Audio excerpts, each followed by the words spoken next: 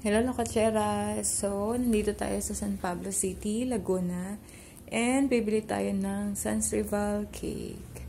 So, from the entrance ng subdivision, papasok lang po siya. And straight left.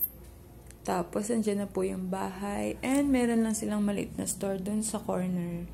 So, ayan po yung price list. Yung half po is 500 pesos. So, half lang po yung binili natin. And this is it. Ang ganda ng packaging niya and mabilis din lang siya i-open. Thank you, J-Mark, sa pag-video. Yung pang photographer mo, ma? Videographer actually. Wow! Sana all. Pagbubukas pa lang, excited na kami. So, ayan na, hiwain na po natin. So, yung ibabaw niya is marami siyang peanut. Ayan po yung kanyang loob. Yummy, crunchy, and hindi po siya masyadong matamis. Thanks for watching. Try nyo na din po.